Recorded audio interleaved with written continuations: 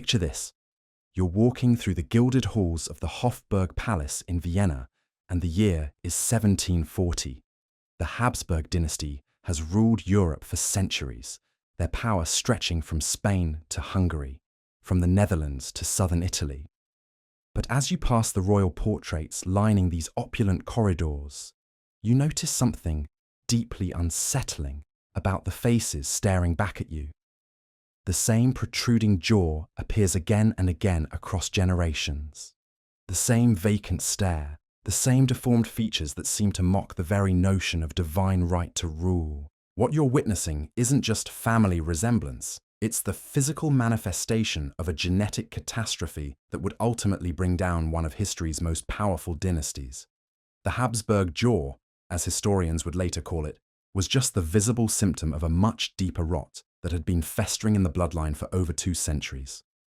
A rot caused by one simple but devastating practice: marrying your own relatives to keep power within the family. Before diving into this forgotten story of royal decay and dynastic collapse, if you enjoy learning about the hidden truths behind history's greatest empires, consider hitting that like button and subscribing for more content like this. And please comment below to let me know where you're listening from. I find it incredible that we're exploring these ancient stories together from different parts of the world, connected across time and space by our shared fascination with how the mighty have fallen. The story you're about to hear isn't just another tale of royal excess or political intrigue. It's a biological horror story that unfolded across 3 centuries, where each generation became more genetically damaged than the last, where kings and queens who ruled millions of subjects couldn't produce healthy children to continue their line, where the very strategy designed to preserve Habsburg power, keeping marriages within the family, became the instrument of their destruction. To understand how inbreeding destroyed the Habsburg dynasty, we need to start at the moment when this cursed practice began. The year was 1477, and Maximilian I had just married Mary of Burgundy, bringing vast territories under Habsburg control. But Maximilian understood something that would doom his descendants. Political power in Europe was fragile, and the only way to secure lasting dominance was through strategic marriages that kept wealth and territory within the family circle. This wasn't unusual for medieval nobility. Most royal families practiced some degree of intermarriage to maintain alliances and consolidate power. But what made the Habsburgs different was the systematic, almost scientific way they approached this strategy. They didn't just occasionally marry cousins. They made it the cornerstone of their entire political philosophy. The family motto became, "Let others wage war. You, happy Austria, marry." And they pursued this policy with a dedication that bordered on obsession. The early results seemed to justify their approach. Through carefully arranged marriages between relatives, the Habsburgs accumulated an empire that spanned continents. Charles V, born in 1500, inherited territories that made him the most powerful ruler since Charlemagne. He controlled Spain and its vast American colonies, the Netherlands, parts of Italy, and the Holy Roman Empire. The sun, quite literally, never set on Habsburg lands. But even Charles V, at the height of Habsburg power, showed troubling signs of what was to come. Contemporary portraits reveal the first clear manifestation of the Habsburg jaw, a protruding lower mandible that made normal eating and speaking difficult. Court physicians noted his chronic digestive problems, his tendency toward melancholy, and his struggles with what they called nervous ailments. These weren't just personal quirks, they were genetic warning signs that the royal bloodline was beginning to pay the price for generations of inbreeding.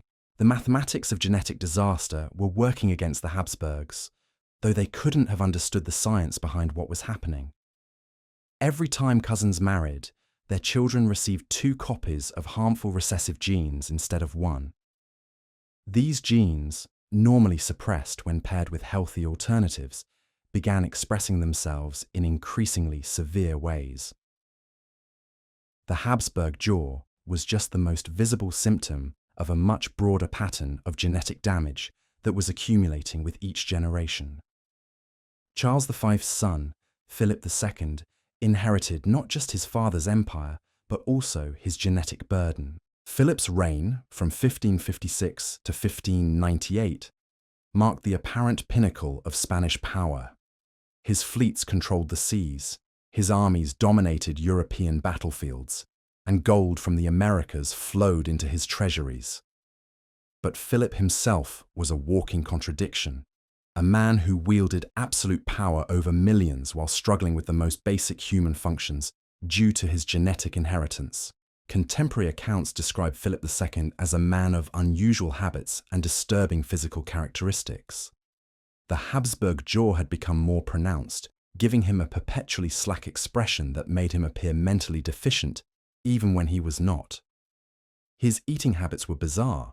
He could only consume soft foods and liquids, making royal banquets elaborate exercises in concealing the king's inability to chew properly. Court physicians developed special diets and feeding techniques to help him maintain the appearance of normal royal dignity during public functions. But Philip's physical deformities were minor compared to the psychological damage caused by his genetic inheritance. He displayed the paranoid tendencies that would plague later Habsburg rulers, convinced that enemies were constantly plotting against him. His obsession with religious orthodoxy and his brutal persecution of heretics may have stemmed partly from his need to prove his divine right to rule, despite his obvious physical inadequacies. The Spanish Inquisition, under Philip's direction, became a tool for projecting strength and religious authority that he couldn't project through his own presence. The tragedy of Philip II's reign was that his military and political successes masked the growing genetic crisis within the Habsburg bloodline. While his armies conquered Portugal and his fleets defeated the Turks at Lepanto, Philip himself struggled to produce healthy heirs. His first 3 wives all died in childbirth or shortly after, and the children who survived showed increasingly severe signs of genetic damage. His son and heir, Philip III, was born with physical deformities so severe that court physicians initially doubted he would survive to adulthood. Philip III's reign, from 1598 to 1621, marked the beginning of the Habsburg dynasty's visible decline. Unlike his father, who had at least been able to project competence despite his physical limitations, Philip III was clearly inadequate for the demands of ruling a global empire. The Habsburg jaw had become so pronounced that he couldn't speak clearly, making public appearances painful exercises in royal humiliation. His mental capacity was questionable. Contemporary observers noted his inability to focus on complex issues and his tendency to make decisions based on emotion rather than logic. The court developed elaborate protocols to hide the king's inadequacies from foreign diplomats and domestic nobility. Philip III would sit behind screens during audiences, with advisors whispering instructions to him between meetings. Official portraits were painted to minimize his facial deformities, and court ceremonies were choreographed to limit his speaking requirements.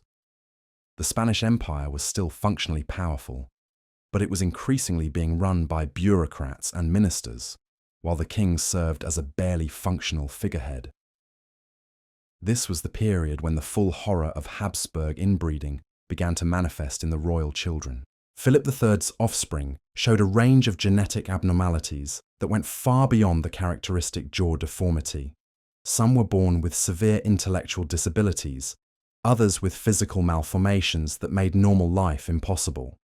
The infant mortality rate in the royal family skyrocketed as children died from genetic diseases that physicians couldn't understand or treat. The Habsburg marriage strategy, which had once seemed so successful, now became a source of desperation.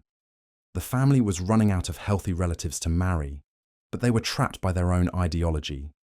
To marry outside the family would mean diluting their bloodline and potentially weakening their claim to divine rule, so they continued the practice that was destroying them, each generation becoming more genetically damaged than the last. Philip III's son, Philip IV, inherited the throne in 1621, and with it the full weight of 3 centuries of genetic accumulation. By this point, the Habsburg jaw had become so severe that Philip IV could barely eat solid food. His speech was slurred and difficult to understand, making him ineffective in diplomatic negotiations. His physical appearance was so disturbing that foreign ambassadors wrote detailed reports about his deformities, spreading awareness of Habsburg genetic problems throughout European courts. But Philip IV's reign revealed something even more troubling than individual genetic damage. The Habsburg bloodline was beginning to show signs of reproductive failure. Despite multiple marriages and numerous mistresses, Philip IV struggled to produce healthy, legitimate heirs. His children died in infancy or showed such severe genetic abnormalities that court physicians questioned whether they could survive to adulthood. The dynasty that had once seemed unstoppable was beginning to face the very real possibility of genetic extinction. The psychological toll of these failures was devastating for Philip IV. Contemporary accounts describe a man consumed by guilt and religious obsession, convinced that his family's genetic problems were divine punishment for some unknown sin. He spent enormous sums on religious ceremonies and charitable works, hoping to appease whatever supernatural forces were destroying his bloodline. The Spanish court became a strange mixture of political power and religious desperation, as the king who ruled much of the known world begged God to save his family from genetic destruction. Meanwhile, the other branch of the Habsburg family, ruling in Austria, was experiencing similar genetic deterioration. The Holy Roman Emperors Ferdinand II and Ferdinand III showed the same physical deformities and mental limitations that plagued their Spanish cousins. The Austrian Habsburgs had followed the same marriage strategy, with equally devastating results.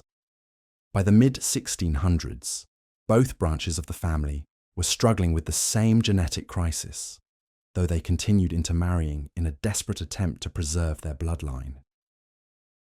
The court physicians of this era, working without any understanding of genetics, tried desperately to explain and treat the royal family's problems. They developed elaborate theories about royal blood and divine inheritance that attempted to frame genetic abnormalities as signs of special spiritual status. Medical treatments range from bloodletting to herbal remedies to religious ceremonies designed to purify the royal bloodline. None of these approaches could address the fundamental problem. Centuries of inbreeding had created genetic damage that was irreversible and cumulative. As Philip IV's reign progressed, the genetic crisis began affecting the Habsburg dynasty's ability to govern effectively. The king's physical limitations made him increasingly dependent on court favourites and bureaucrats, leading to corruption and policy disasters. Spain's military power began to decline as resources were diverted to support the royal family's medical needs and religious obsessions. The empire that had once seemed invincible was being weakened from within by the genetic collapse of its ruling dynasty. The marriage negotiations for Philip IV's potential heirs became increasingly desperate as European courts learned about Habsburg genetic problems. Potential brides' families demanded detailed medical examinations and genetic histories before agreeing to marriage alliances. The dynasty that had once been the most sought-after marriage partner in Europe was becoming a genetic pariah, avoided by other royal families who feared contaminating their own bloodlines. By 1650, the Habsburg genetic crisis had reached a tipping point. The royal family was producing fewer healthy children with each generation, and those who survived showed increasingly severe abnormalities. The dynasty that had built its power on strategic marriages was discovering that their breeding strategy had created a biological dead end. The next generation would face challenges that would test whether the Habsburg bloodline could survive at all. The crisis reached its most catastrophic expression in the person of Charles II of Spain, who ascended to the throne in 1665 at the age of 4. If you wanted to understand the full horror of what 3 centuries of systematic inbreeding could do to a human being, you need only look at this tragic figure who became known to history as Charles the Bewitched. His very existence was a living testament to the genetic catastrophe that had been building within the Habsburg bloodline for generations. Charles II wasn't just physically deformed, he was barely recognizable as human. The Habsburg jaw had reached such extreme proportions that his lower teeth protruded nearly an inch beyond his upper teeth, making it impossible for him to chew food properly. His tongue was so large that it filled his mouth entirely, causing him to drool constantly, and making his speech completely unintelligible to anyone outside his immediate circle of servants. Contemporary accounts describe the disturbing spectacle of watching the most powerful monarch in Europe attempt to eat, as food would simply fall from his mouth while he struggled with the basic act of nourishment. But the physical deformities were only the beginning of Charles II's genetic nightmare. His mental capacity was so severely compromised that court physicians debated whether he possessed the intellectual ability to rule at all. He couldn't learn to read until he was 8 years old, and even then, his comprehension was limited to the most basic concepts.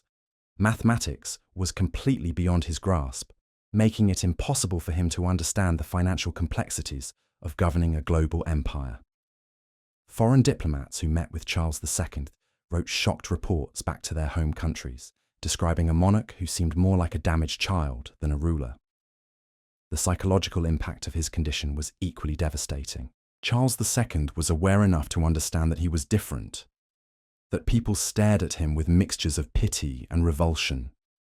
Court protocols had to be completely redesigned to accommodate his limitations and to preserve what little dignity remained to the Spanish crown. Meals became private affairs conducted behind closed doors, with specially prepared foods that Charles could manage to swallow. Public appearances were carefully choreographed to minimize his speaking requirements and to position him in ways that would hide his most obvious deformities. Perhaps most tragically, Charles II was desperate to fulfill his dynastic duty by producing an heir, but his genetic damage made this virtually impossible. His first marriage to Marie-Louise of Orléans was a disaster from the beginning. The wedding night was reportedly so traumatic that Marie-Louise never recovered psychologically, and court physicians quickly determined that normal marital relations were impossible given Charles's physical condition. The Queen lived in a state of constant fear and revulsion, while Charles himself was tormented by his inability to perform the most basic function expected of a king. When Marie-Louise died in 1689, possibly from the stress of her impossible marriage, Charles II was forced into a second marriage with Maria Anna of Neuburg. This union proved equally fruitless, as Charles's genetic problems had rendered him essentially sterile. The court physicians, working with medieval understanding of reproduction, tried every conceivable treatment to help their king produce an heir. They subjected him to painful procedures, fed him exotic potions, and even arranged for religious ceremonies designed to overcome what they believed was supernatural interference with the royal bloodline. The desperation surrounding Charles II's reproduction became a matter of international concern. The major European powers understood that the Spanish Empire would face a succession crisis when Charles died without an heir, and they began positioning themselves to claim portions of Habsburg territory. The genetic collapse of the Spanish royal family had become a geopolitical crisis that threatened to plunge Europe into war. Meanwhile, the Austrian branch of the Habsburg family was experiencing its own genetic deterioration, though not quite to the same extreme as their Spanish cousins. Emperor Leopold I, who ruled from 1658 to 1705, showed many of the same physical characteristics as Charles II, including the pronounced jaw and various developmental abnormalities. However, Leopold was at least mentally competent enough to govern, though he struggled with the same reproductive challenges that plagued all Habsburg males of his generation. The genetic problems weren't limited to the male line. Habsburg women of this period also suffered from severe abnormalities, including fertility problems, mental instability, and physical deformities that made them unsuitable marriage partners for other European royal families. The dynasty that had once used marriage as a tool of diplomacy found itself increasingly isolated as other noble houses recognized the genetic dangers of Habsburg blood. Court life during Charles II's reign became a surreal theatre of denial and desperation. The Spanish nobility, dependent on royal favour for their positions and wealth, were forced to pretend that their grotesquely deformed king was normal and capable. Elaborate etiquette developed around Charles's disabilities, with servants trained to anticipate his needs and to clean up after his various bodily failures. The court became a place where reality was constantly suspended in favour of maintaining the fiction that the Habsburg bloodline remained divinely blessed. The economic implications of the genetic crisis were staggering. Spain spent enormous sums on medical treatments for Charles II, bringing physicians from across Europe to attempt miracle cures. The royal household required specialised staff to manage the king's daily needs, from feeding him to helping him perform basic functions. Resources that should have been devoted to governing the empire were instead consumed by the impossible task of keeping a genetically damaged king alive and functional. Charles II's reign also marked the complete breakdown of Habsburg military and political effectiveness. The king was incapable of leading armies or making strategic decisions, leaving Spain vulnerable to its enemies. French forces under Louis XIV began systematically conquering Spanish territory, knowing that the Habsburg response would be weak and disorganized. The empire that had once dominated Europe was being carved up by its rivals while its king drooled helplessly in his palace. The religious dimension of the crisis added another layer of tragedy to the situation. Charles II was deeply religious, spending hours each day in prayer and religious ceremonies. He believed that his condition was divine punishment for his family's sins, and he desperately sought spiritual remedies for what was actually a genetic problem. The Spanish court became obsessed with religious ritual and superstition, as nobles and clergy alike searched for supernatural explanations for the king's obvious abnormalities. Foreign observers of this period left detailed accounts of the bizarre spectacle of the Spanish court. Diplomatic reports describe a kingdom where the normal rules of royal behaviour had been completely abandoned to accommodate a monarch who was barely human. Ambassadors struggled to conduct normal diplomatic business with a king who couldn't speak clearly or understand complex negotiations. The Spanish Empire was still vast and potentially powerful, but it was being ruled by a man who couldn't perform the most basic functions of government. The genetic damage wasn't limited to dramatic physical deformities. Charles II also suffered from a range of health problems that made his daily existence a constant struggle. He experienced frequent seizures, chronic digestive issues, and infections that his damaged immune system couldn't fight off effectively. Court physicians kept detailed records of his symptoms, creating a medical history that reads like a catalogue of genetic disorders. Modern analysis of these records suggests that Charles II suffered from multiple genetic conditions simultaneously, the result of centuries of accumulated inbreeding. The social implications of the king's condition rippled throughout Spanish society. The nobility, who had traditionally looked to the royal family as the pinnacle of human achievement, now witnessed the grotesque spectacle of genetic failure at the highest levels of society. This created a crisis of legitimacy that went beyond politics into the very foundations of monarchical authority.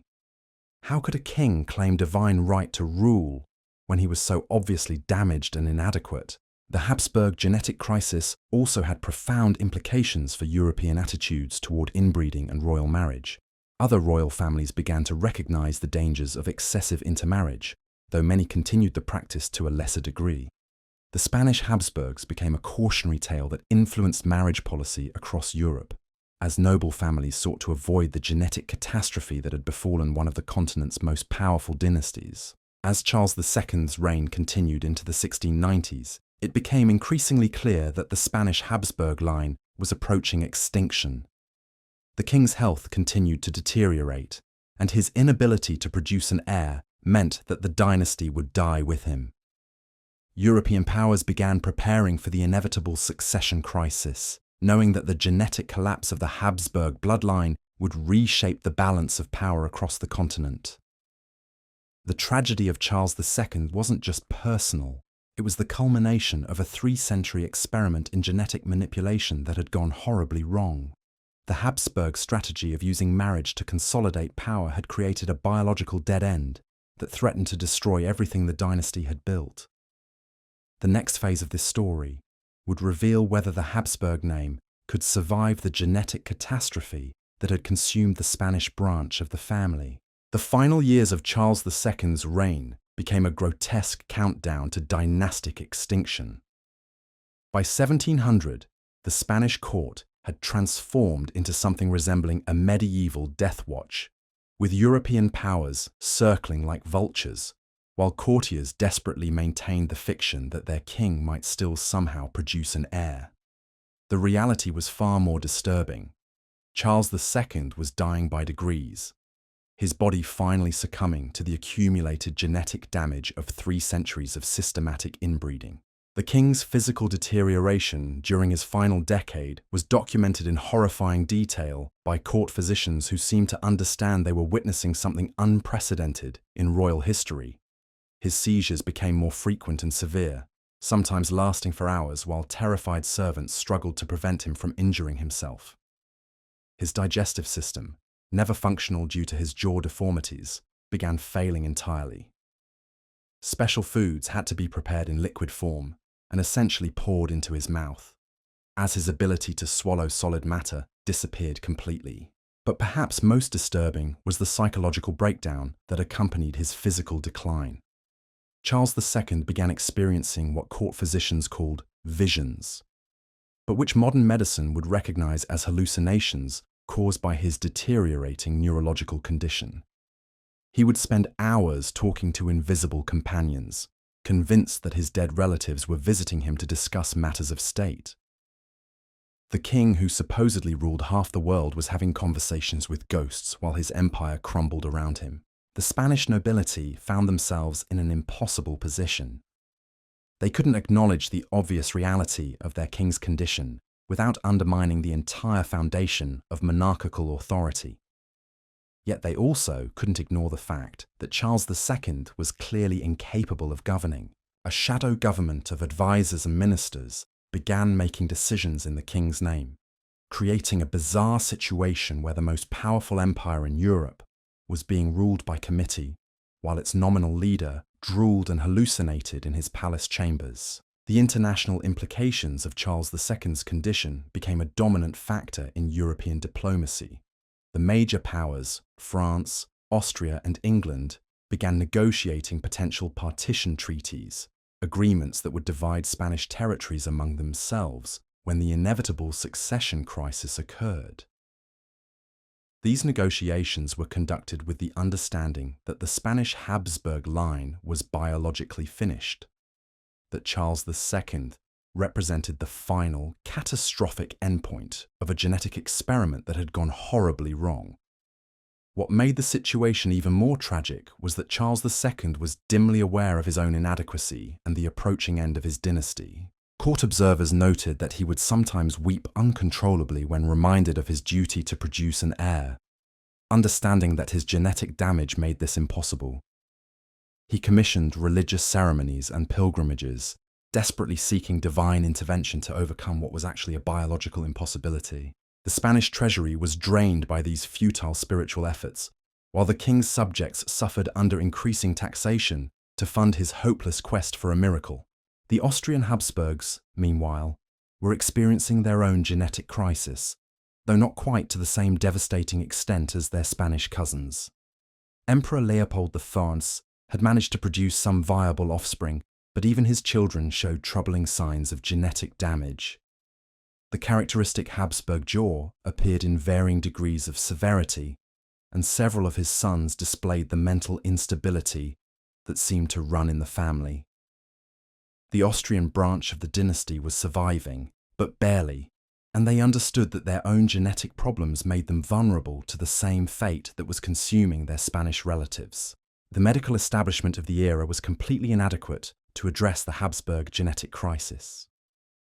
Court physicians, working with medieval understanding of heredity and disease, proposed increasingly bizarre treatments for what they couldn't comprehend. Charles II was subjected to bloodletting, herbal remedies, and even primitive surgical procedures designed to correct his jaw deformity. These treatments, of course, only made his condition worse, adding iatrogenic suffering to his already overwhelming genetic burden. The religious dimension of the crisis became even more pronounced during Charles II's final years. The Spanish court was consumed by superstition and mysticism, as nobles and clergy searched for supernatural explanations for the king's obvious abnormalities.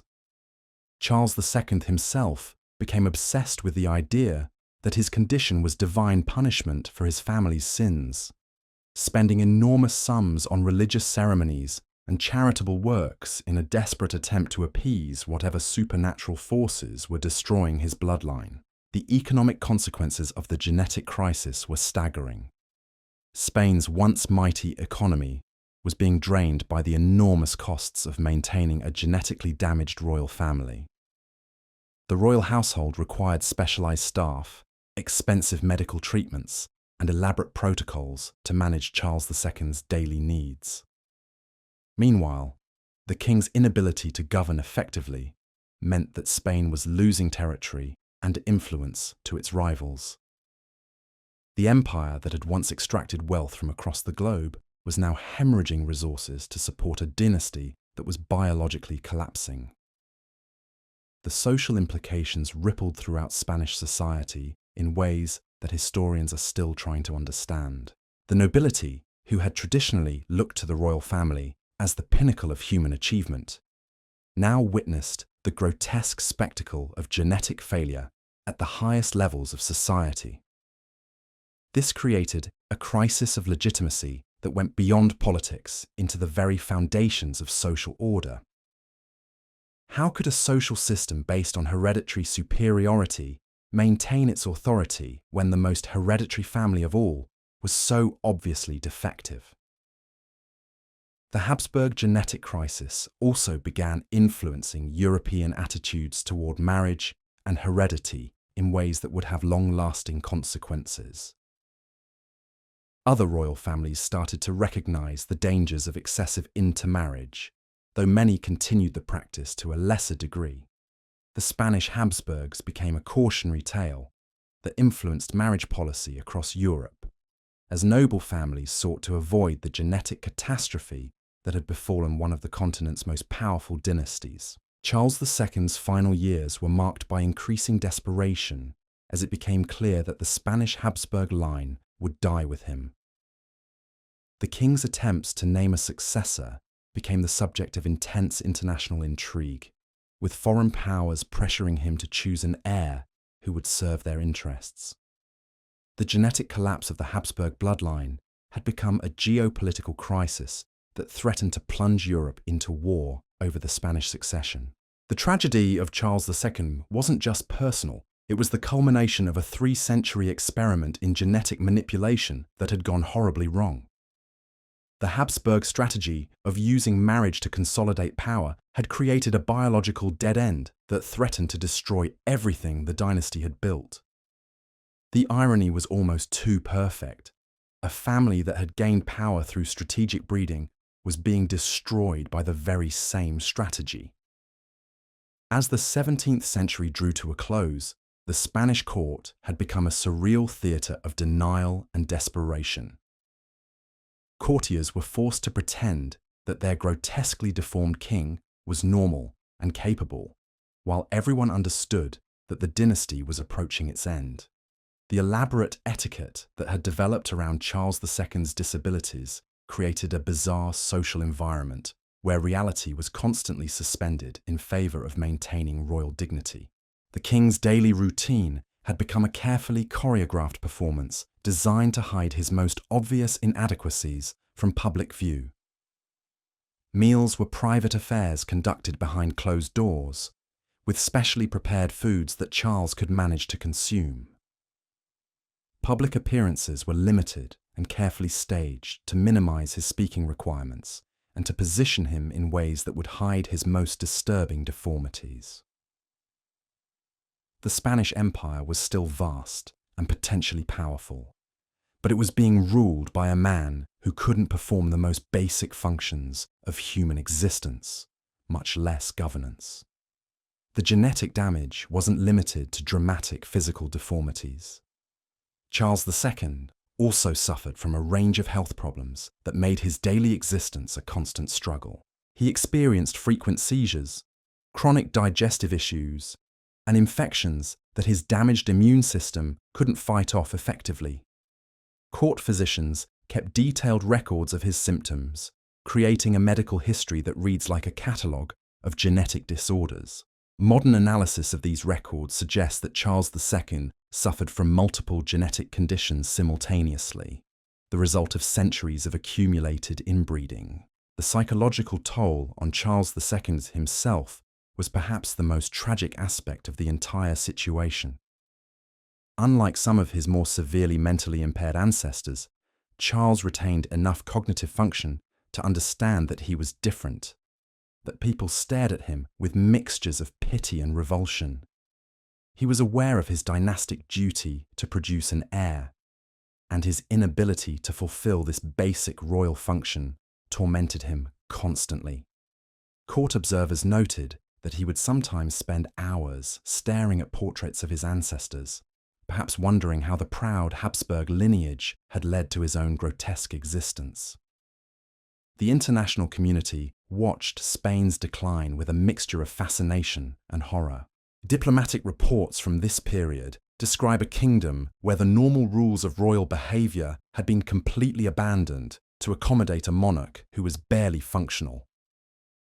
Foreign ambassadors struggled to conduct normal diplomatic business with a king who couldn't speak clearly or understand complex negotiations.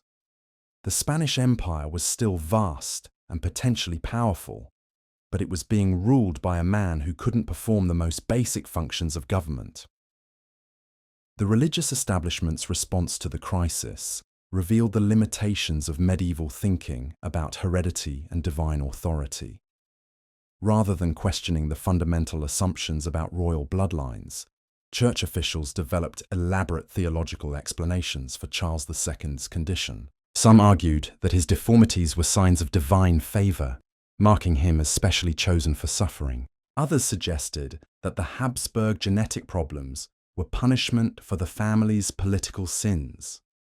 These religious interpretations, while providing some comfort to the suffering king, did nothing to address the underlying biological reality of genetic collapse. The economic implications of the genetic crisis extended far beyond the immediate costs of royal medical care. Spain's declining military effectiveness, caused partly by the king's inability to provide competent leadership, made the empire vulnerable to its enemies. French forces under Louis XIV systematically conquered Spanish territory, knowing that the Habsburg response would be weak and disorganized. The empire that had once dominated Europe was being carved up by its rivals, while its king struggled with the basic functions of daily life. The Habsburg genetic crisis also had profound implications for European attitudes toward heredity and social organization. The spectacle of genetic failure at the highest levels of society began to undermine faith in the entire concept of hereditary superiority. If the most noble bloodline in Europe could produce such obviously defective offspring, what did this say about the foundations of aristocratic society? These questions would contribute to the intellectual ferment that would eventually produce the Enlightenment critique of traditional authority. As Charles II's health continued to deteriorate in the late 1690s, European powers began preparing for the inevitable succession crisis. The genetic collapse of the Spanish Habsburg line meant that the vast Spanish Empire would need new rulers, and the major powers had very different ideas about who should inherit this prize. The War of Spanish Succession, which would engulf Europe after Charles II's death, was in many ways a direct consequence of the genetic catastrophe that had consumed the Habsburg dynasty. The king's final years were marked by increasing isolation and desperation. His physical condition made normal human interaction impossible, while his mental state deteriorated under the combined pressure of genetic damage and psychological trauma. Court life became a carefully managed performance designed to maintain the fiction that Spain still had a functional monarch. even as everyone understood that the dynasty was approaching its biological end. The tragedy of Charles II and the Spanish Habsburg dynasty serves as one of history's most dramatic examples of how genetic factors can influence political events. The family's systematic practice of inbreeding, initially adopted as a strategy to consolidate power, ultimately became the instrument of their destruction. The genetic catastrophe that consumed the Spanish Habsburgs would reshape European politics for generations, as the continent struggled to deal with the power vacuum left by the collapse of one of its most important dynasties. The death of Charles II in 1700 marked not just the end of a reign, but the biological extinction of an entire branch of one of Europe's most powerful dynasties. When the Spanish Habsburg line died with him, it sent shockwaves across the continent that would reshape the balance of power for generations to come. But the Austrian Habsburgs, though genetically damaged themselves, managed to survive, and their story reveals how a dynasty could adapt to the consequences of centuries of inbreeding while still maintaining their grip on power. Emperor Leopold I, ruling from Vienna, watched his Spanish cousin's genetic collapse with a mixture of horror and recognition. He could see the same warning signs appearing in his own family: the characteristic jaw deformity, the mental instability, the reproductive failures that seemed to plague all Habsburg bloodlines. But Leopold possessed something that Charles II had lacked: enough cognitive function to understand that his family's survival depended on changing their marriage strategy before it was too late. The Austrian Habsburg response to their genetic crisis was both pragmatic and desperate. Leopold I began cautiously introducing what court physicians called fresh blood into the family line by arranging marriages with more distant relatives and even some non-Habsburg nobility. This wasn't a complete abandonment of their inbreeding strategy. That would have been too radical a departure from centuries of tradition, but rather a calculated attempt to dilute the genetic damage that was accumulating in their bloodline. The results were mixed but encouraging. Leopold's son, Joseph III, showed fewer signs of genetic abnormality than his Spanish Habsburg contemporaries, though he still displayed the family's characteristic jaw and suffered from various health problems. More importantly, Joseph III was mentally competent enough to rule effectively, unlike his Spanish cousin Charles II. The Austrian Habsburgs had managed to step back from the brink of genetic extinction, though they would continue to struggle with the consequences of their ancestors' breeding choices for generations to come. But the genetic damage couldn't be completely undone. Even with their modified marriage strategy, the Austrian Habsburgs continued to produce children with significant abnormalities. The family's medical records from this period read like a catalogue of genetic disorders: epilepsy, mental retardation, physical deformities, and reproductive failures that made dynasty building an ongoing challenge. The difference was that these problems were now manageable rather than catastrophic. The social implications of the Habsburg genetic crisis extended far beyond the royal family itself. European nobility began to recognize that their own marriage practices might be creating similar problems in their bloodlines. The Spanish Habsburg collapse became a cautionary tale that influenced aristocratic marriage policy across the continent, as noble families sought to avoid the genetic catastrophe that had befallen one of Europe's most powerful dynasties. Medical understanding of heredity was still primitive in the early 18th century, but court physicians began to develop crude theories about the dangers of blood too close. They couldn't explain the genetic mechanisms behind the Habsburg problems, but they could observe the patterns of abnormality that appeared when relatives married repeatedly. This empirical understanding led to subtle changes in royal marriage negotiations as families began to consider genetic compatibility alongside political advantage. The economic consequences of the Habsburg genetic crisis were staggering and long-lasting. The Spanish Empire, weakened by decades of incompetent rule under genetically damaged monarchs, lost its position as Europe's dominant power. The Austrian Habsburgs, though they survived, had to spend enormous resources managing their own genetic problems while competing with healthier dynasties for European influence. The costs of specialized medical care, modified court protocols, and genetic management became permanent features of Habsburg rule. The War of Spanish Succession, which erupted after Charles II's death, was in many ways a direct consequence of the genetic collapse of the Spanish Habsburg line.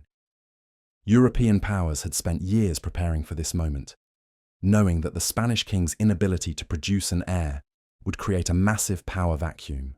The conflict that followed consumed Europe for over a decade and fundamentally altered the continental balance of power. The Austrian Habsburgs emerged from this crisis as the senior branch of the family, inheriting some Spanish territories while maintaining their control over the Holy Roman Empire.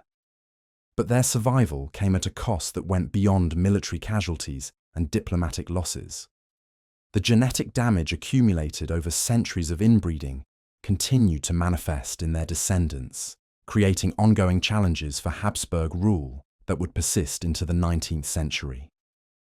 The psychological impact on the surviving Habsburg family members was profound and lasting. They had witnessed the genetic extinction of their Spanish cousins and understood that their own survival was precarious. This knowledge created a culture of anxiety and desperation within the Austrian Habsburg court, as each generation worried about the genetic legacy they would pass to their children. The family that had once confidently proclaimed their divine right to rule now lived with the constant fear that their bloodline might collapse at any moment. The religious dimension of the crisis evolved in interesting ways during this period. While the Spanish Habsburgs had interpreted their genetic problems as divine punishment, the Austrian branch began to develop a more nuanced theological understanding of their situation. Court theologians argued that the family's survival, despite their genetic challenges, was proof of divine favor, while their ability to adapt and continue ruling demonstrated their special relationship with God. This religious reinterpretation helped legitimize the dynasty's continued authority, even as their physical and mental capabilities remained compromised. The Habsburg genetic crisis also influenced European attitudes toward monarchy and hereditary authority in ways that would have long-term political consequences. The spectacle of genetic failure at the highest levels of society began to undermine faith in the entire concept of hereditary superiority. If the most noble bloodline in Europe could produce such obviously defective offspring, what did this say about the foundations of aristocratic society? These questions would contribute to the intellectual ferment that would eventually challenge traditional authority structures across Europe. Court life in Vienna adapted to accommodate the ongoing effects of genetic damage through the development of elaborate protocols and specialized staff. The Austrian Habsburgs couldn't hide their abnormalities as completely as their Spanish cousins had attempted, but they could manage them more effectively. Specialized physicians, dietary experts, and even speech therapists became permanent fixtures of the Habsburg household, creating a medical establishment dedicated to maintaining royal function despite genetic limitations. The international diplomatic community gradually adjusted to the reality of Habsburg genetic problems. Foreign ambassadors learned to work with monarchs who might have speech impediments, unusual physical appearance, or cognitive limitations. Diplomatic protocols evolved to accommodate these challenges, creating a new normal in European international relations. The Habsburg genetic crisis had forced the entire European political system to adapt to the reality of hereditary rule by genetically compromised individuals. The marriage market for Habsburg heirs became increasingly complex as other royal families weighed the political advantages of alliance against the genetic risks of intermarriage. Some families were willing to accept Habsburg genetic problems in exchange for political benefits, while others actively avoided Habsburg marriages to protect their own bloodlines. This created a new dynamic in European royal marriage negotiations, where genetic compatibility became a factor alongside traditional political considerations. The Austrian Habsburg response to their genetic crisis revealed both the adaptability and limitations of hereditary monarchy. They proved that a dynasty could survive genetic challenges through careful management and strategic adaptation. But they also demonstrated that the fundamental problems of inbreeding couldn't be completely overcome. The genetic damage accumulated over centuries would continue to manifest in Habsburg descendants, creating ongoing challenges for their rule. The scientific revolution of the 18th century began to provide new frameworks for understanding the Habsburg genetic crisis.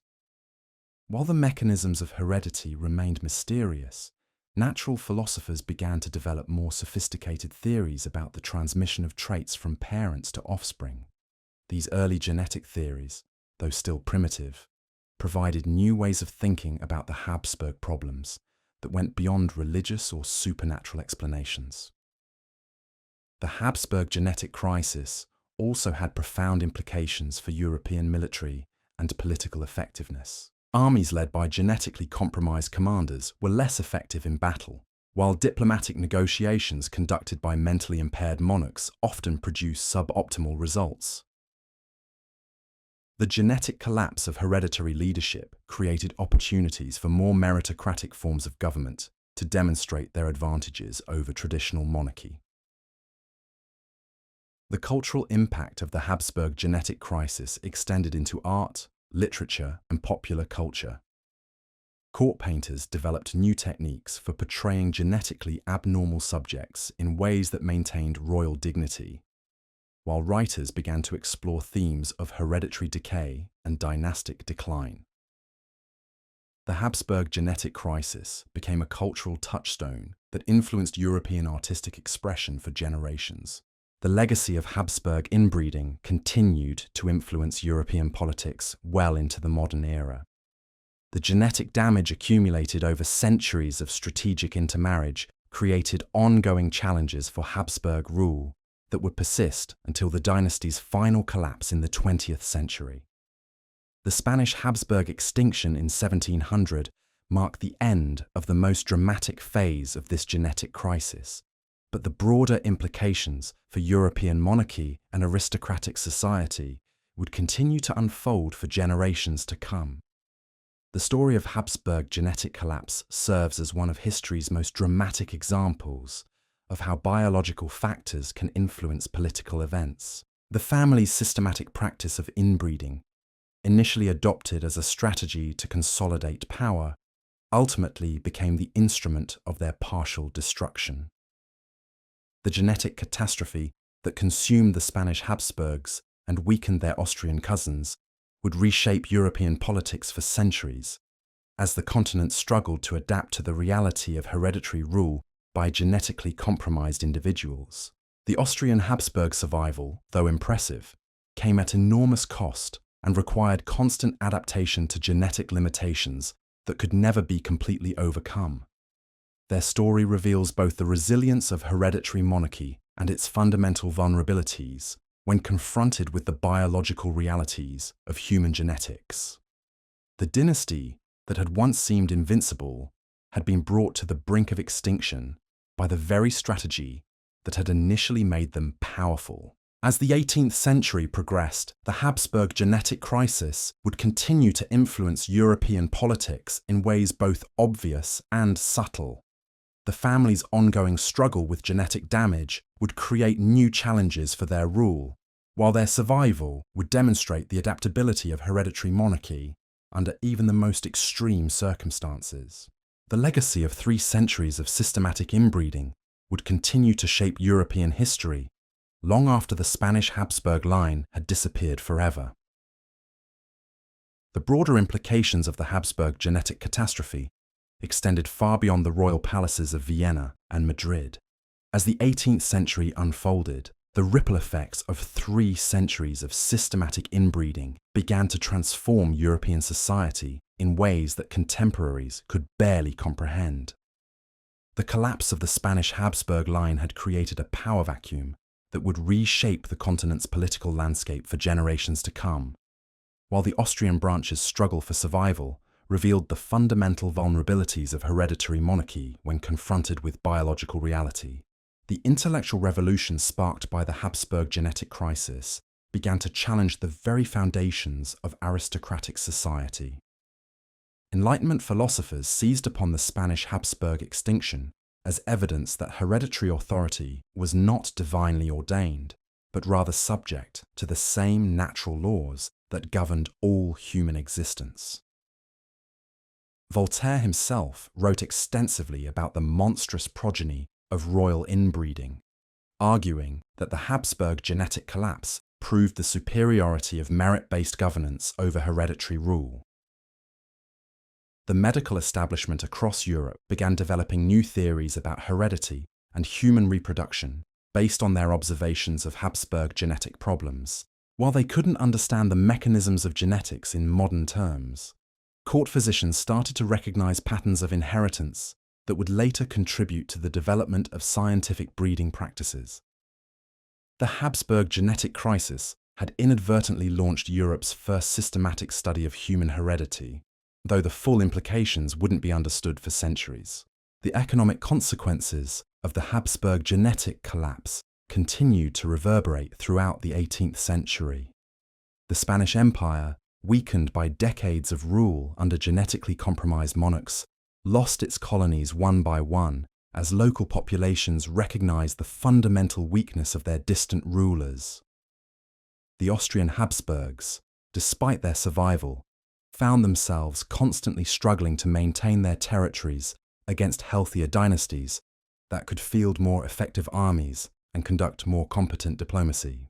The social implications were equally profound. European nobility began to question their own marriage practices, recognizing that the Habsburg genetic catastrophe could potentially befall any aristocratic family that practiced extensive intermarriage. This led to gradual changes in aristocratic marriage patterns, as noble families sought to balance political advantage with genetic health. The Habsburg genetic crisis had forced European aristocracy to confront the biological limitations of their hereditary system. The religious establishment struggled to reconcile the Habsburg genetic collapse with traditional teachings about divine right and hereditary authority. How could God's chosen rulers be so obviously defective? Theologians developed increasingly complex explanations for the Habsburg genetic problems, but these intellectual gymnastics only served to highlight the fundamental contradictions between religious doctrine and biological reality. The Habsburg genetic crisis had created a theological crisis that would contribute to the broader questioning of traditional authority that characterized the Enlightenment.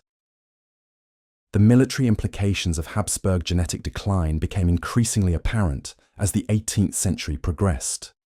Armies led by genetically compromised commanders consistently performed poorly against forces commanded by healthier leaders. The Austrian Habsburgs found themselves losing territory to Prussia, France, and other powers whose rulers possessed the mental and physical capabilities necessary for effective military leadership. The genetic collapse of hereditary military leadership created opportunities for more meritocratic forms of military organization to demonstrate their advantages. The diplomatic consequences were equally significant.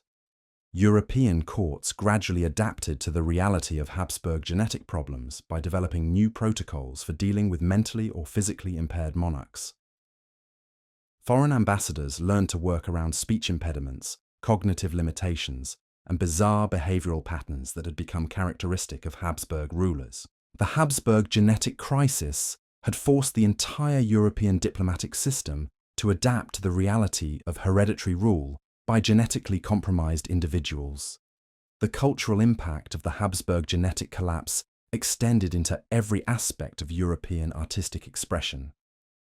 Court painters developed new techniques for portraying genetically abnormal subjects in ways that maintained royal dignity, while writers began to explore themes of hereditary decay and dynastic decline.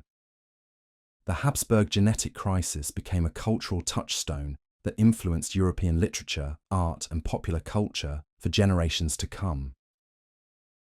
The Habsburg genetic crisis also had profound implications for European attitudes toward marriage and family formation. The spectacle of genetic failure at the highest levels of society began to influence how ordinary people thought about their own reproductive choices. While common people couldn't afford the luxury of strategic intermarriage, They began to recognize that family health might be more important than social status when choosing marriage partners. The scientific revolution of the 18th century provided new frameworks for understanding the Habsburg genetic crisis.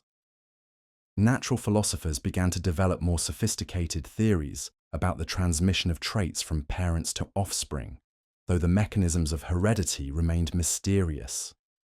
These early genetic theories, though still primitive, provided new ways of thinking about the Habsburg problems that went beyond religious or supernatural explanations. The Habsburg genetic crisis also influenced European colonial expansion in unexpected ways. The Spanish Empire's weakness, caused partly by genetic problems in its ruling dynasty, created opportunities for other European powers to establish their own colonial empires. The British, French, and Dutch all benefited from Spanish decline, building global empires that would dominate world politics for centuries to come. The legal implications of the Habsburg genetic collapse were equally significant. European courts struggled to develop new frameworks for dealing with mentally incompetent monarchs who nonetheless possessed legitimate claims to rule. The Habsburg genetic crisis had created legal challenges that existing monarchical systems were poorly equipped to handle. The Habsburg genetic crisis also had profound implications for European educational systems. The obvious inadequacies of hereditary rulers led to increased emphasis on meritocratic education and professional training.